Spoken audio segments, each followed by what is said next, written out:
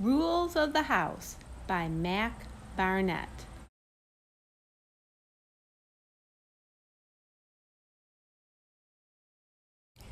Ian always followed the rules. Here he is, following the rule, always pack a toothbrush.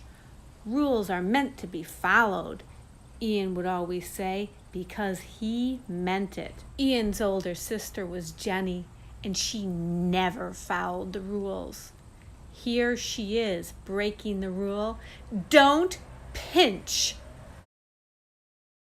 Jenny pinched me, said Ian. No, I didn't, said Jenny. Don't tell lies, said Dad, as he pulled up to their vacation house in the woods.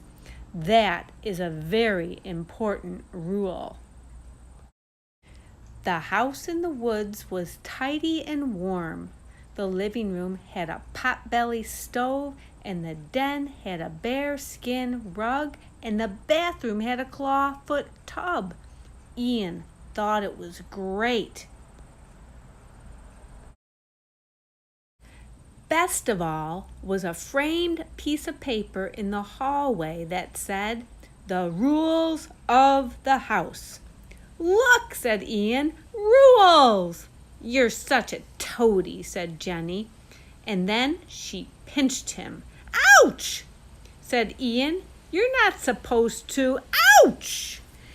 Ian drew a deep breath and read out the rules with gusto. The rules of the house. We trust you will respect the house by observing the following rules. 1. Remove muddy shoes before you enter the house.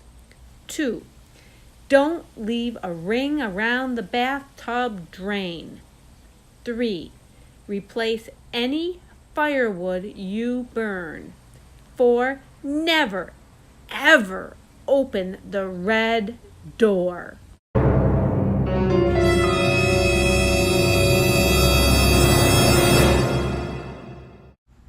Everybody got that, said Ian. Yes, Toady, said Jenny. Ouch, said Ian. During the day, Ian and Jenny and Dad did forest things like hiking. Ian kept to the marked trails, and swimming. Ian waited an hour after eating. And climbing trees. Ian climbed no branch higher than his head. But this is not a story about the forest. This is a story about the house. Because, of course, it wasn't long before Jenny started breaking the rules. She tracked mud all over the bearskin rug. Her hair wrapped all around the bathtub drain. And she loved roasting marshmallows, but never gathered more wood. Jenny, Ian said, you're breaking the rules. Ian, said Jenny, I wish you would disappear. Ian pointed to the paper on the wall. You've already broken rules 1 through 3. So what, said Jenny? It's not even our house. Doesn't matter, said Ian. Rules are rules, and rules are meant to be. Listen, Toady, Jenny moved toward the red door. If you say that one more time, I swear I'll open this door. Rules are meant to be. Jenny turned the knob. Ian shouted, rules are meant to be followed. Jenny flung the door open.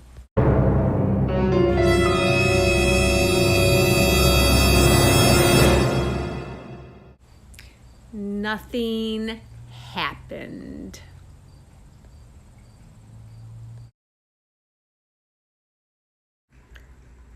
Until that night.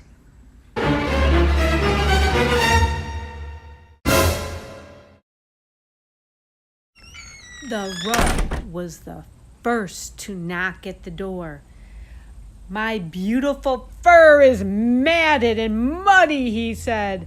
Who broke the rules of the house? We did, said Jenny. Liar, said Ian. It was only her. Toady, said Jenny. The rug smiled and said, I will have this rule breaker for my dinner.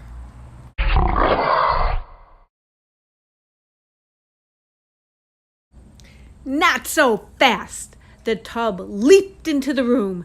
I've had a taste of her hair, and I am hungry for more. I will have this rule breaker for my dinner. But what about me, said the stove. My belly is empty, and there is no wood downstairs. I will have this rule breaker for my dinner. Those terrible creatures stepped closer and closer. Ian knew just what to do. He grabbed his toothbrush and he ran away. Serves her right, thought Ian as he ran through the woods. She should have listened, thought Ian as he jumped over roots. After all, thought Ian as he ducked under a branch, rules are meant to be.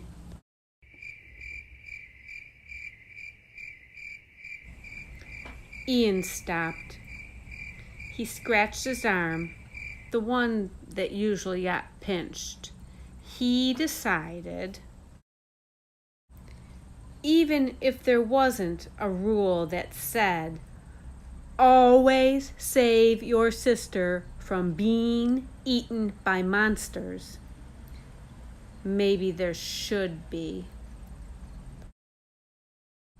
When Ian got back to the house, the creatures were all in the kitchen. The tub and the stove boiled some water, while the rug chopped aromatic vegetables. Rule breaker soup for dinner, they sang. Rule breaker soup for dinner. It wasn't a very clever song, but the tune was catchy. Rule breaker soup for dinner, they belted out in a 3-part harmony.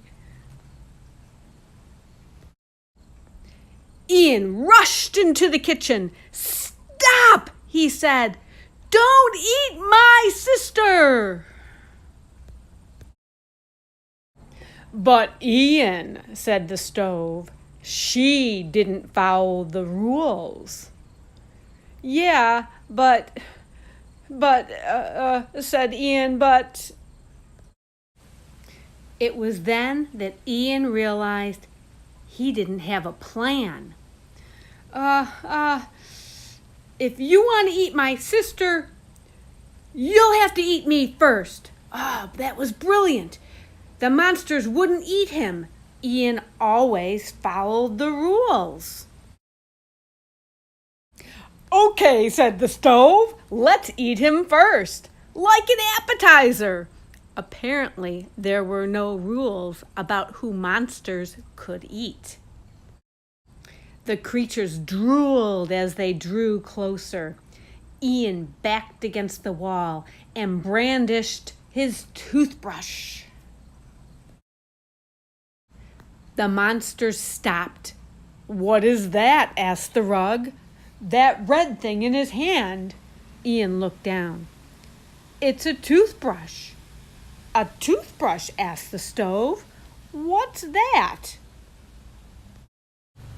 You use it to clean your teeth after you eat, said Ian.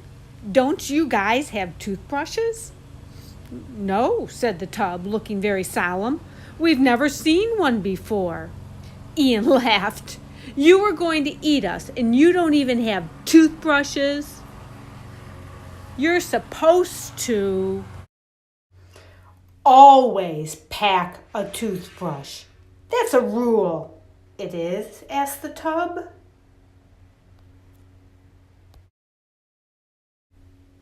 Yes, said Ian. You broke a rule. You're rule breakers. We are? Asked the rug. What's going to happen to us?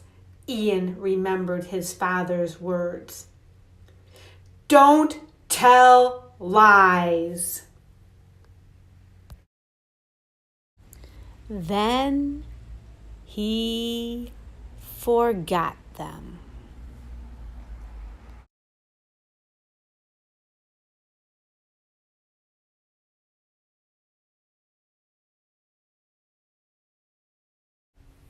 "Oh man," said Ian. "Oh man, oh man, oh man. When you break the toothbrush rule, very bad things happen. When you break the toothbrush rule, a huge monster comes for you." "How big is the monster?" asked the tub. "As big as the three of you put together, plus a little bit more." "Oh my," said the stove. "Yes," said Ian. "The monster has long hair and green eyes and sharp pink nails, and it creeps up behind you and gives you a pinch." "Ian," said the rug, "what is a pinch?" Ian nodded at Jenny and said, "This is." And Jenny gave each of the monsters a good hard pinch from behind. "Ouch!" cried the creatures. They fled down the hall and through the red door.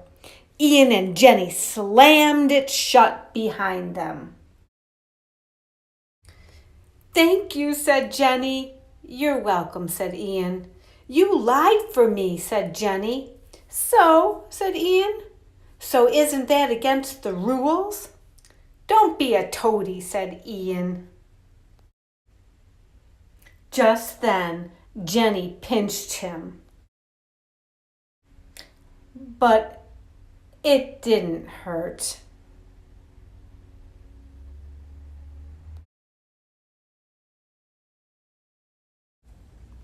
The end.